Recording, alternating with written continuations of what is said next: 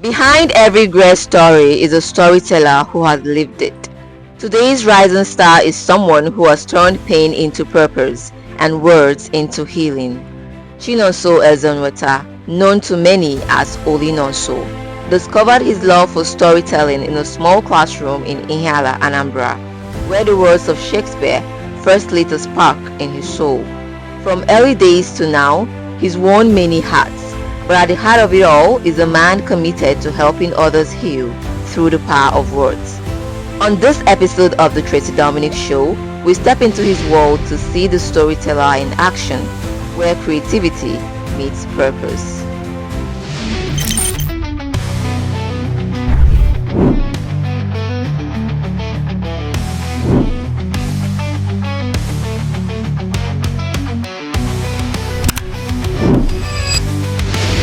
The Tracy Dominic Show.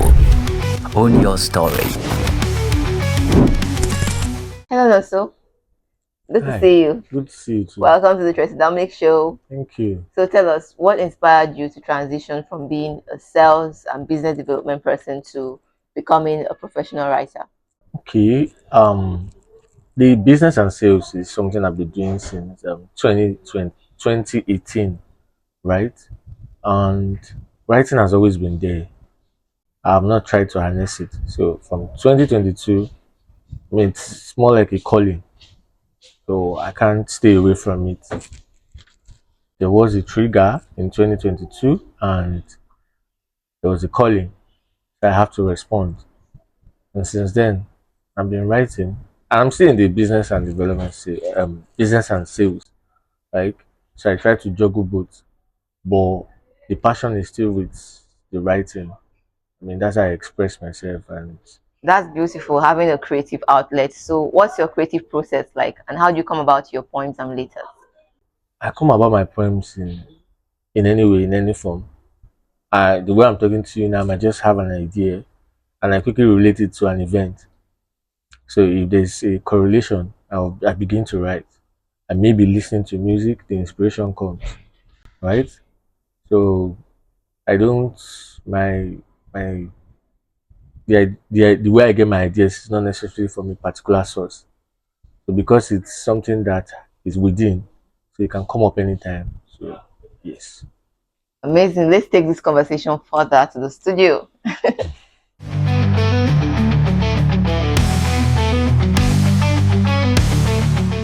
Okay. Nonso, welcome to the Tracy Dominic Show.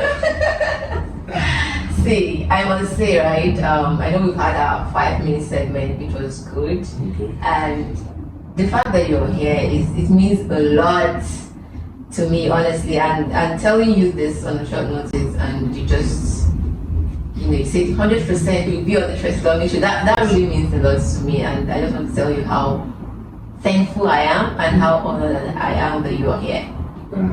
I really appreciate the fact that you invited me, right? I mean, even though I wasn't expecting the invite to come on the short notice, but I just had to make our time. Yeah. So don't think too much about it. Yeah. I'm excited to be So here. you're here, right? I'm excited to see you. Yeah, good to see you again. Thank you. Alright. So you are art. That's how I would like to describe you, because I know I've read some of your letters and your poems, and your write-up is so relatable. It's like, as a writer myself, I know when I see like someone who is authentic to the core, right? So let's talk about your 25 letters to you, Okay. right?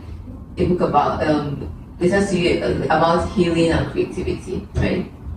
So tell me, what does healing mean to you, and why do you talk about healing so much? Okay, I feel like healing is just one element that cuts across everybody in this world, right? And in my own way, I'm just trying to use art to see how I can reach out to people and see how they can heal from whatever trauma or pain they may have been going through, right? And there's always words are like bridge between the heart and the world.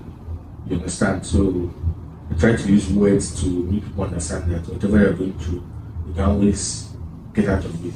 So my book, 25 Letters to You, it's actually an e-book, right? It was born out of experience, like my own painful experience, right? I didn't want to use that energy. I didn't want it to waste, like going through such pain, being sad and all that. I didn't want it to just go to waste.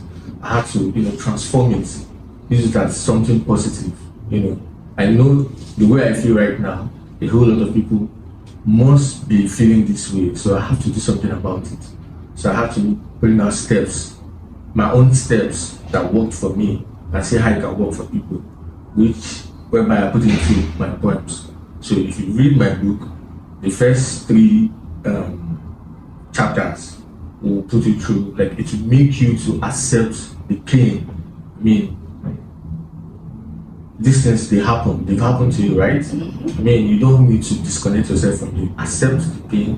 When you accept, feel free to lament, feel free to rant, but at the end of the day, be still, just be calm, accept, confront it, make it part of you, and then see how you can use that energy to bring out something positive that can help you to heal and can help other people. So that's just basically about it.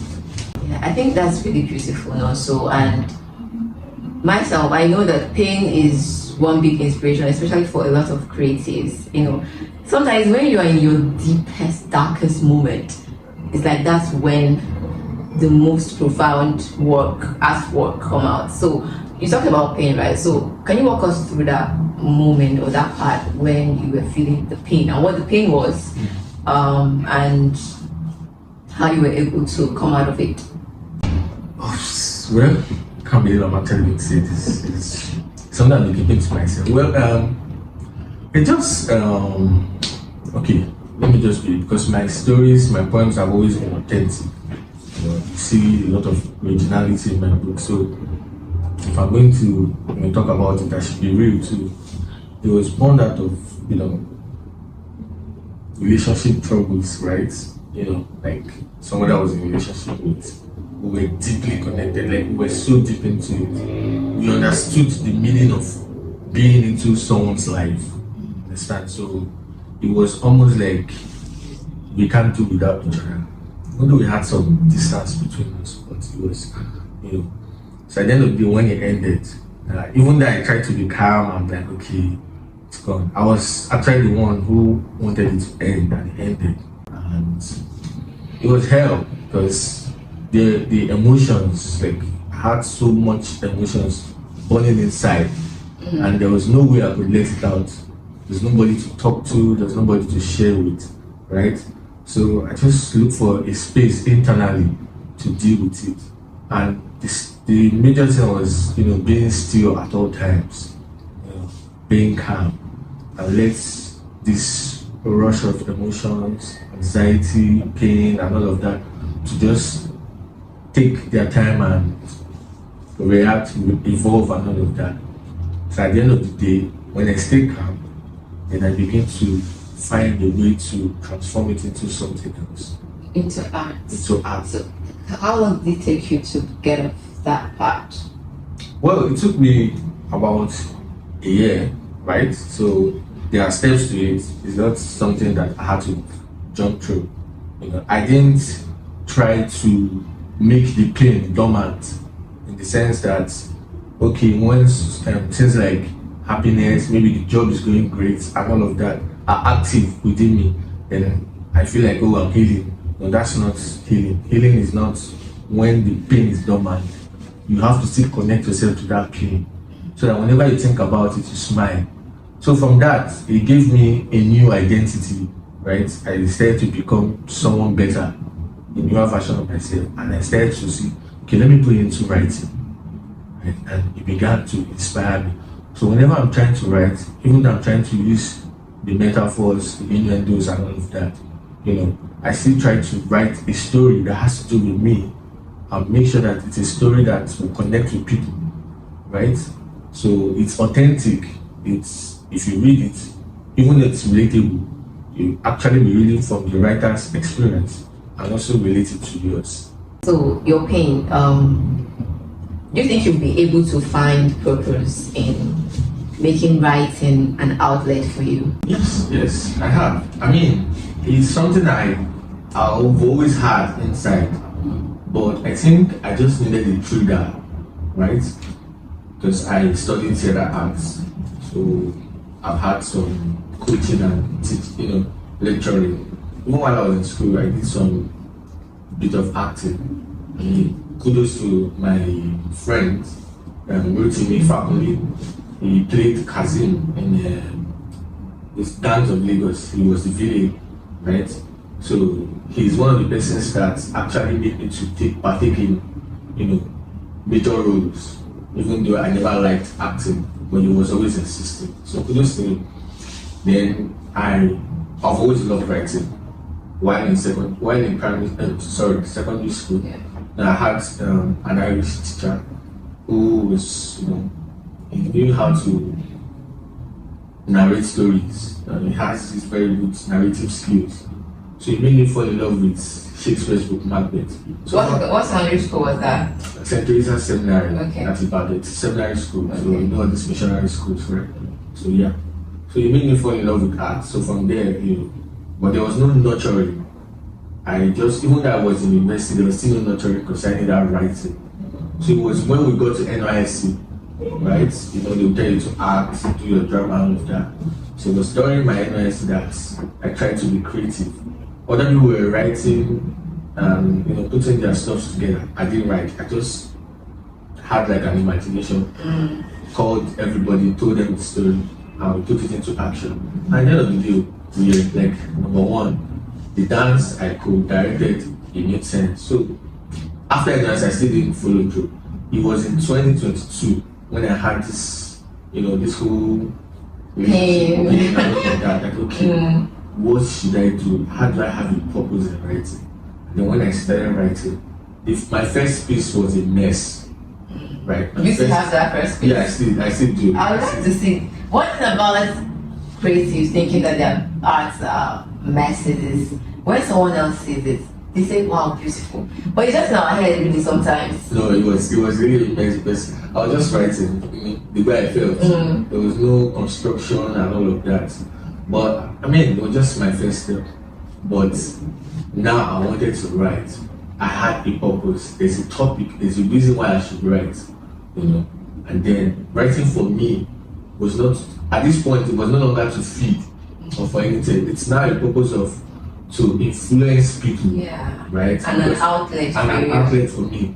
So then I wrote the first. After it took about 1 year.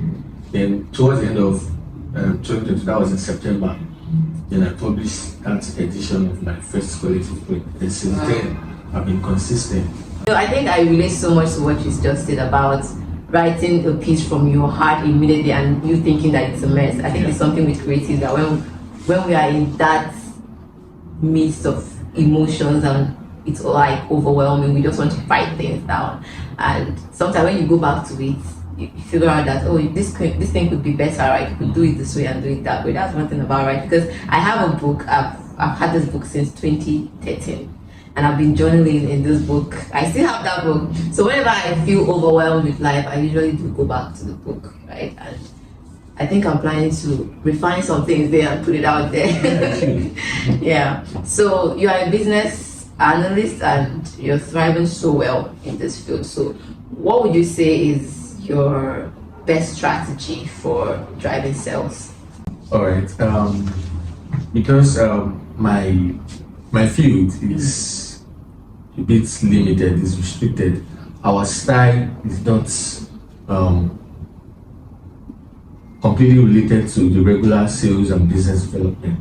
I mean, in our own type of in our company or in industry, most times this business comes to us. So what we do is the style we use is to maintain the relationship, right? That's like the major thing we do, maintaining the relationship with them and, trying to understand the market trends, knowing what your competitors are doing and knowing how you're going to do yours and do it better, right? I mean, in the aviation industry, right? So, but I'm going to withhold the name, right?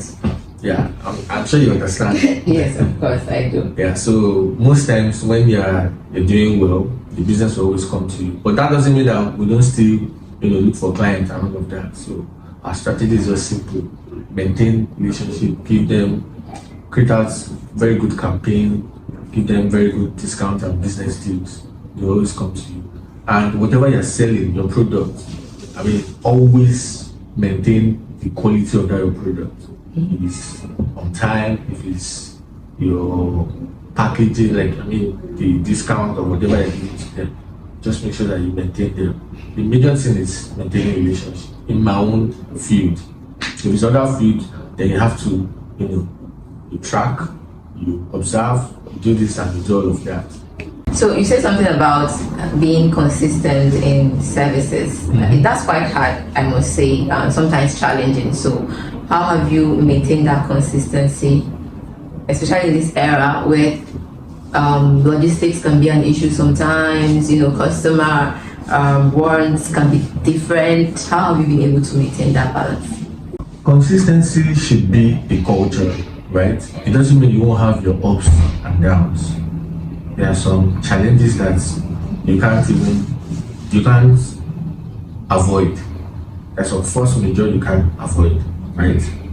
But you should be able to be proactive to be able to manage that challenge when it comes.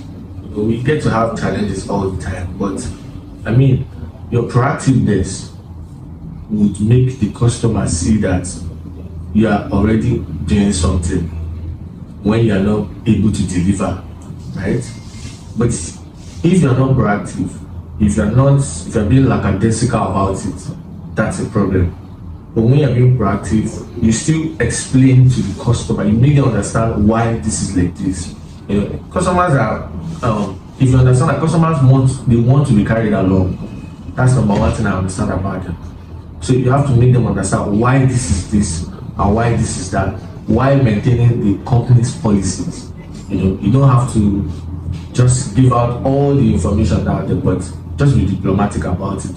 They will understand, just flow with them. So maintaining consistency might not be constant because of some challenges that might be beyond your control. But at the end of the day, make sure you are proactive when managing such situations. That's absolutely great. It seems like you are an expert and a creative at the same time. So it's like a star and an expert in your field, and that's beautiful, honestly. So you're working on your new book, the upcoming projects you have, Death of a Surgeon. Can you give us a glimpse into this upcoming book and what you expect readers to take from it? In as much as I write about pain, I don't know what's actually with me with things I have to do with dark. I think it's the experience, like it's the one you feel you put out. But I've not killed anybody. So what I'm saying, that got me. What I'm saying is that I'm just fascinated about murder, sad events. I'm not too fascinated about. Even before when you read my poem, you not actually see the love, romance too much. So why do you think you're fascinated about the dark? I don't know. It's just me, and I've accepted it. I can't change it. It's now my identity. And when I'm writing about it, I hardly get writer's block. So it just comes, But the thing is that before I drive you to get to the point why this happened, I have to take your mind to this place, take it to this place, take it to that place. So my book, Death of a Surgeon, is actually a long project. I started writing from last year. I'm trying to make it a Nigerian setting. I don't want to involve any type of I don't want it to be influenced by any type of culture. So when you're reading it, every Nigerian will relate to it. If I'm going to talk about police, I'm going to talk about our police. If I'm going to talk about locations, it's going to be about locations. But it's going to be finance in the sense that it won't be like an amateur work. When you're reading it, I'm going to carry you along. So you'll be like, why is it doing this? Why should this be like this? Why?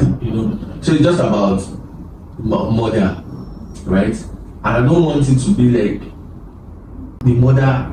So the person has to commit the murder, and you read it and you see that it's going to be I don't want to give out too much information. No, don't give out too much information, please. They have to go get the book when it's out, so don't give out too much. So it's just about murder of a surgeon, like death of a surgeon, why the surgeon died, right? What led to his death, and all of that. So there'll be so many other plot twist stories that surround, but it's actually about murder series. There'll be murder happening, and police will be on their toes trying to figure out who committed this. I cannot wait to see this book. No, so As you can see now, I'm moving away from. You're already in the moment. So you just talked about writer's block, right? When you're writing, how do you get writer's block? Like you just said, when you're writing about dark times and murders, you don't get writer's block. I do, but not as much as when you're writing romance or love, right? I like love, but I hardly write about it. I just feel the emotion. I enjoy the emotion, but writing about it, and sometimes when I'm writing about it, I just go raw. I just write it the way I'm feeling it, I like you, I can't wait to have this moment with you in this special place. So I don't use any metaphor, I just make it like that. Make it plain. Make it plain. No, so what are your aspirations in life? I am not like the stereotype or the regular person that will say that this is what I want. For me, I just want to harness all my potentials to the fullest. Right? So that's like the purpose of being on this earth. To harness your potentials, live life to the fullest. Right? So if I decide to go into something else, I want to do it to the maximum, I want to get to the summit. Right? So I'm literally enjoying life in the sense that whether it is failure, it is success, it is in between, whatever, I just want to enjoy it and harness all my potentials, because I literally know that there are a lot of things I can do with both my hands and my mind. So when you ask me about my aspiration, I can't pinpoint. I tell that this is what I'm going to do, this is what I'm going to do, right? But I know for now I'm writing, so I'll get to the top of it. And I still have a short story that is coming out the 2nd of December, so I won't be able to actually go and read it, because that short story is actually it's very interesting, because I have a part 1, it's pinned on my page. So if you read the part 1, towards the end of it, you'll get confused. You begin to ask the writer so many questions, but the part 2 is coming out 21st of December, right? So when you see it, it will answer all the questions. So I'm going to harness all my potentials, whatever that. So far, it helps to influence the world positively. So that when I'm leaving this earth, I'll beat my chest. The way I was leaving the university, like, okay, I passed through the 4 walls of the school, and the school passed through me. So when I'm dying, I'll be like, I passed through the walls of this earth. Now it's passing through me. I'm now gonna smile with my ancestors. No one is meeting ancestors for now. We still have like a whole lot of things to do on planet Earth. Of course. Before. But I mean, it's one of the good habits that we need to accept. Yes. I'm not saying I want to die now, right? But absolutely not. I mean, I'm saying that at the end of the day, when I'm living, I'll be happy. I'll die happy. So what's that one thing that would happen for you to make you die happy? Well, I just want people to be happy. When I see people around me happy, smiling, and I have influence over, not like they don't have their own internal happiness too, but when I look around them, like, okay, they're happy. I mean, my influence over them made them to feel this way, made them to achieve this, made them to become this, and all of that. And I think I'm good. They'll continue from there. They should continue from there. And so thank you so much. Yeah. It's been such an exciting and refreshing conversation with you. Thank you so much for sharing your knowledge and your wisdom. I see you. I believe in your dreams. Thank you for adding your light to the world. Yeah. I'm actually excited to be here. How am I going to say it? It's been a pleasure to, just have this refreshing moment. Yeah. I mean, it's almost more like I'm now ranting. You understand? Because I've not had the time to talk to somebody and share about, okay, this is how it is. Even though it's more of me being the listener. Okay, don't worry, be like this, don't worry, be like. Now someone is listening to me. Even though it's more like, we're having a conversation, but I feel relieved inside. I'm glad he feels relieved. Guys, if you want to turn your pains to triumphs, you should read Nonso's book. Literally. 25 Visitors to You Guys, and of course his upcoming book, Death of a Surgeon. I cannot even wait for that one. And the short story, don't forget. The short story. Do not forget, guys. Please check it out once it's out. Thank you so much for watching the Tracy Dominic Show.